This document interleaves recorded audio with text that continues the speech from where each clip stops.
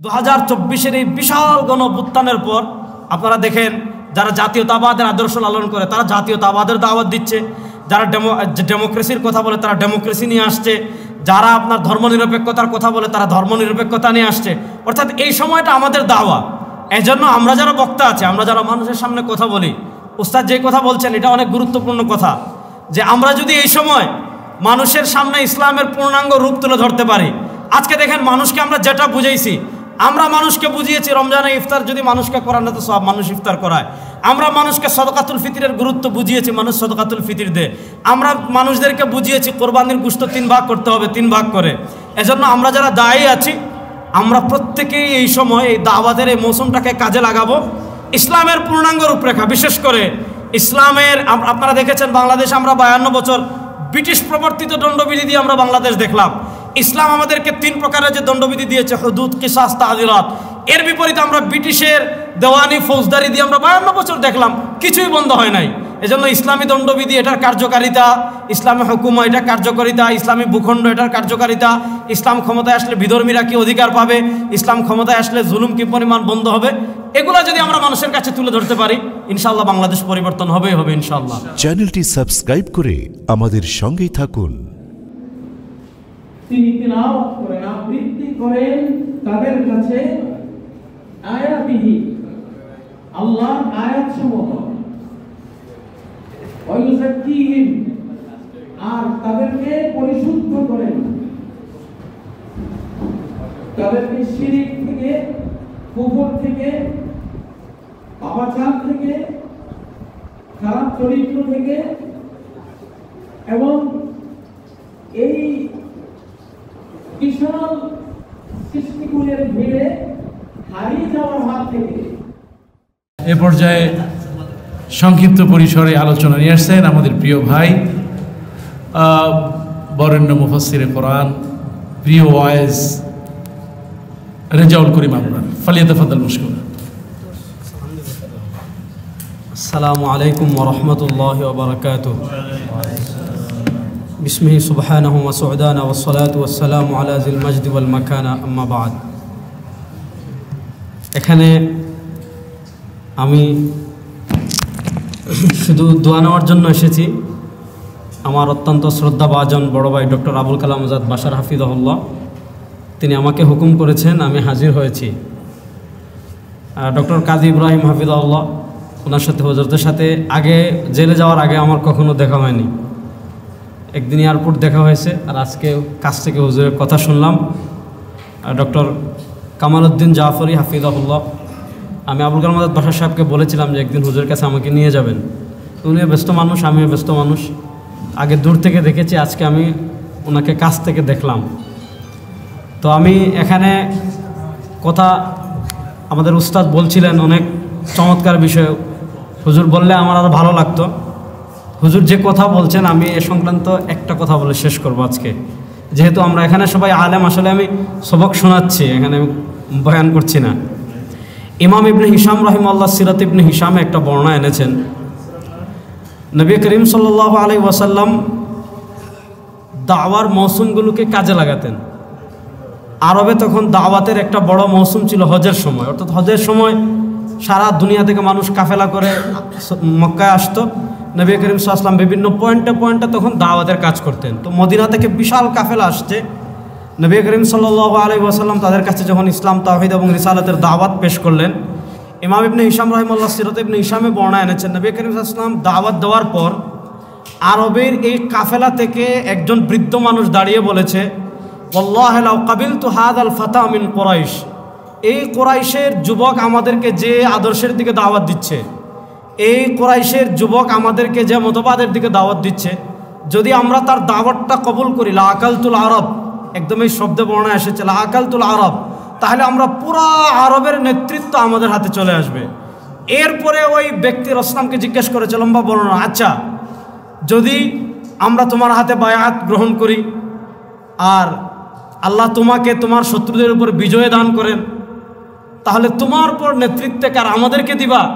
রাসূলুল্লাহ সাল্লাল্লাহু আলাইহি ওয়াসাল্লাম জবাব দিয়েছেন, ক্ষমতার মালিক আল্লাহ, তিনি যাকে ইচ্ছা তাকে দেন। অর্থাৎ রাসূলুল্লাহ সাল্লাল্লাহু আলাইহি ওয়াসাল্লাম মাক্কি জীবনে যখন দাওয়াতের কাজ করেছেন তার দাওয়াতের ফ্লেভারটা এমন ছিল যে মদিনার মানুষই বুঝেছে যে এই যুবককে কবুল করলে নেতৃত্বে আমরা চলে আসব। আমি মুসনাদে আহমদের একটা হাদিস বলি, হযরত আবু উমামা বাহিলী রাদিয়াল্লাহু তাআলা থেকে হাদিসটা এসেছে, শেখ সোহাইব আরনাউত এটাকে সহি বলেছেন, আরও অসংখ্য মুহাদ্দিসিনে কেরামে বর্ণনাকে সহি বলেছেন। নবী করিম সাল্লাল্লাহু আলাইহি ওয়াসাল্লাম বলেন, এই উম্মার উপর এমন একটা সময় আসবে, উস্তাদ যে বিষয়ে আলোচনা করছিলেন, লাতুন কাযান্না উরাল ইসলাম উরওয়াতান উরওয়া ইদান তাকাযাত মিনহা উরওয়া তাশাব্বাসান নাস বিল্লাতি তালিহা।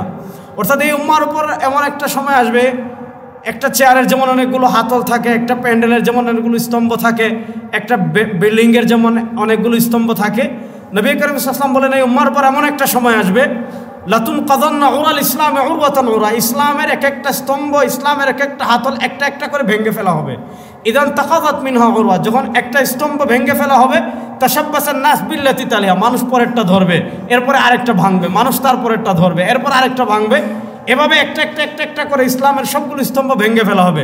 আউয়ালুহুম নাকদান আল হুকম, প্রথম যে স্তম্ভ ভাঙবে সেটা হলো ভূখণ্ড, আইন আদালত, বিচার, এগুলো থেকে ইসলামকে দূর করে দিবে। ও আখিরুহুম নাকদান আস-সালাহ, আর সর্বশেষ যেটা ভাঙবে এটা হলো নামাজ।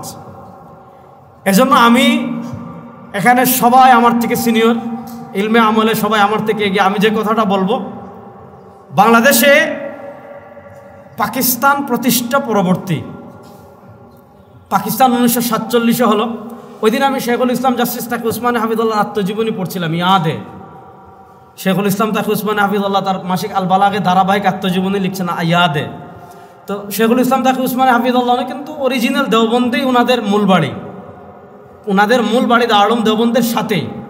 তো ওনারা কিন্তু হিজরত করে পাকিস্তানে এসেছিলেন। তো যখন পাকিস্তান প্রতিষ্ঠা হয় তখন তিনি ছোটো, তো তিনি ওই সময় পাকিস্তান প্রতিষ্ঠার বিষয়টা লিখেছেন যে পাকিস্তান তো ইসলামের উপর শুধু প্রতিষ্ঠিত হয়েছে এমন না, পাকিস্তান প্রতিষ্ঠা হয়েছিল আমরা 1947-এর কথা জানি, কিন্তু শেখুল ইসলাম তাকি উসমানীর আত্মজীবনীতে পড়লাম যে পাকিস্তান প্রতিষ্ঠা যেদিন হয়েছে ওই দিন ছিল রমাদান মাস 26 তারিখ দিবাগত রাত, যেটাকে আমরা শবে কদর বলি।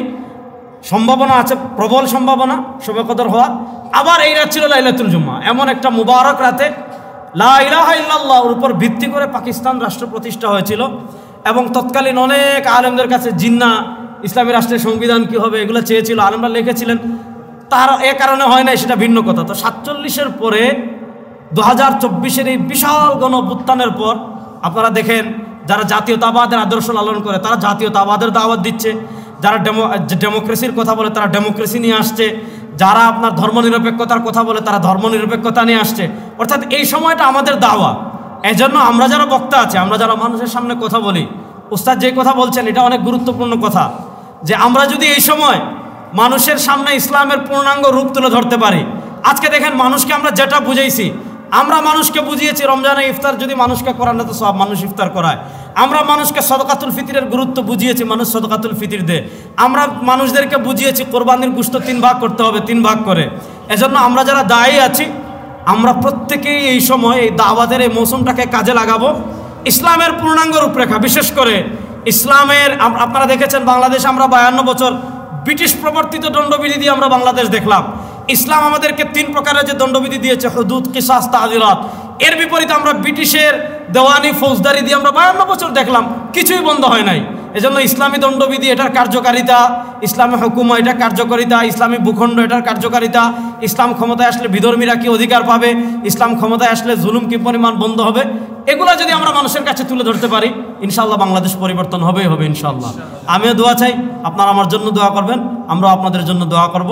আমরা একসাথে একই পথে বাংলাদেশের জিন বিজয়ের চেষ্টা করবো ইনশাআল্লাহ। আসসালামু আলাইকুম। সম্মানিত উপস্থিতি, এ পর্যায়ে আলোচনা নিয়ে আসছেন আমাদের সকলের পরিচিত প্রিয় মুখ, সর্বনায়ের মরহুম পিসা হুজুর রহমতুল্লাহ আলাই, মৌলানা ইসহাক রহমতুল্লাহ আলাই এর কলিজার টুকরা সন্তান মৌলানা সৈয়দ ফেরদাউস বিন ইসহাক হাফেজাহুল্লাহ, ফালিয়াতাফাদ্দাল মাশকুরা। আলোচনা নিয়ে আসছেন মৌলানা সৈয়দ ফেরদাউস বিন ইসহাক, ফালিয়াতাফাদ্দাল মাশকুরা।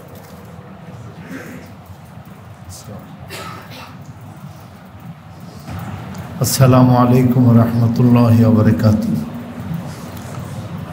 আমার মুরব্বিয়ানগণ এখানে উপস্থিত, হযরত মাওলানা সৈয়দ কামাল উদ্দিন জাফরি শাহ আদামাল্লাহু হায়াতাহু তাইয়্যিবা, মাওলানা হাবিবুর রহমান যুক্তিবাদী, মাদ্দাজুল্লাহুল আলী এবং কারি হাবিবুল্লাহ বেলালী সহ অন্যান্য ওলামা ইকরাম, আজকের সভাপতি এবং সামনে যারা উপস্থিত বিজ্ঞ ওলামায়ে দ্বীন, মুফাসসিরিনে আযম, আসসালামু আলাইকুম রহমতুল্লাহ। আমি সংক্ষেপে এমন এক বক্তব্যের পরেই কথা শুরু করছি, সেটা হলো আমি বলবো ইসলাম শান্তির ধর্ম এবং এই শান্তির ভিতরে যুদ্ধ জিহাদ আছে। এটা ডাক্তারের অপারেশন, সন্ত্রাসীর আক্রমণ নয়। তা আমি যেটা অ্যানালাইসিস করে পেয়েছি দেশি বিদেশি কিতাবপত্র দিয়ে, সেটা হচ্ছে শুধু 4টা জায়গায় 4টি শর্তের কারণে এই কেতালের হুকুম। একটা হইল মাজলুম হইলে, জান মাল ইজ্জাত আকল নসল দিন এর উপরে যদি আঘাত হয়। 2 নম্বর, মাজলুমের পক্ষে লড়াই করার জন্যে, নতুবা জালিমরা শক্তিশালী হয়ে সমাজ নষ্ট করে ফেলবে। 3 নম্বর হইল খালেজ দাওয়াতে দিনে যদি বাধার সৃষ্টি করে। 4 নম্বর হইল নকজুল আহাদ, চুক্তিভঙ্গ বা বিশ্বাসঘাতকতা করে। এরপরেও কথা আছে, ওয়াইন জানাহু লিসসিলমি ফাজনাহ লাহা ওয়া তাওয়াক্কাল আলাল্লাহ। প্রতিপক্ষ যদি শান্তির হাত বাড়ায়, তুমিও শান্তির হাত বাড়াও। ওয়াইন ইউরিদু আন ইয়াখদাউকা ফাইন্না হাসবাকাল্লাহ। যদি মনে করো তোমার সাথে ধোঁকাবাজি করতেছে, তোমার দুশ্চিন্তার কোনো কারণ নাই, তোমার জন্য আল্লাহই যথেষ্ট। আমাদের ইসলাম কায়েম করা আমাদের মূল লক্ষ্য এবং আমাদের সারা জীবনের সাধনা। ইন্না সালাতি ওয়া নুসুকি ওয়া মাহইয়ায়া ওয়া মামাতি লিল্লাহি রাব্বিল আলামিন। আমি প্রথমেই বলবো আমাদের মূল দলের নাম হইল ইসলাম। অন্য যা কিছু এটা হলো প্ল্যাটফর্ম। এক একজন এক এক প্ল্যাটফর্ম থেকে তৈরি হয়েছি। যেমন আমরা এক এক মাদ্রাসার থেকে এক একজনের শিক্ষা গ্রহণ করে সার্টিফিকেট নিয়ে আসছি, কিন্তু অন্য মাদ্রাসায় পড়েছি বলে আর এক মাদ্রাসার শিক্ষক ছাত্ররা তাকে ঘৃণা করতে পারে না। আমাদের দলগুলো হলো সব প্ল্যাটফর্ম। মূল দলের নাম হইল ইসলাম। আর ইসলাম ঐক্যবাদী, আল্লাহর হাবিব জমা করেছেন। এমন কত আর উদাহরণ দেব, শুধু মদিনার কথাই খেয়াল করেন। মদিনায় গিয়ে নবী ইয়াহুদ, নাসারা, খ্রিস্টান সব অমুসলিম মুসলিম সকলকে ঐক্যবদ্ধ করেছেন, মদিনা সনদ কায়েম করেছেন। কথা ঠিক নয়? আমাদের ঐক্য হলো, আমি বলবো 10-এর সাথে 10 যোগ দিলে কত হবে? 20। 10-এর থেকে 10 যদি মাইনাস করি কত হবে? 0 হয়ে যাবে। আমাদের মূল শক্তি, মূল কাজ, মূল প্রচেষ্টা হবে আমাদেরকে ঐক্যবদ্ধ করা। ইটগুলো একত্রিত হলে পরেই একটা ভবন তৈরি হয়। যে যেখানেই থাকি, যে কাজের মধ্যেই থাকি, ঐক্যের চেতনা নিয়ে আগাইতে হবে। আমি বলবো পিতার কথা ধরেন। একজন পিতার চরিত্র, আনা লাকুম বিমানজিলাতিল ওয়ালিদি উআল্লিমুকুম, আমি তোমাদের পিতার মতো তোমাদেরকে ইলমে দ্বীন শিক্ষা দান করি।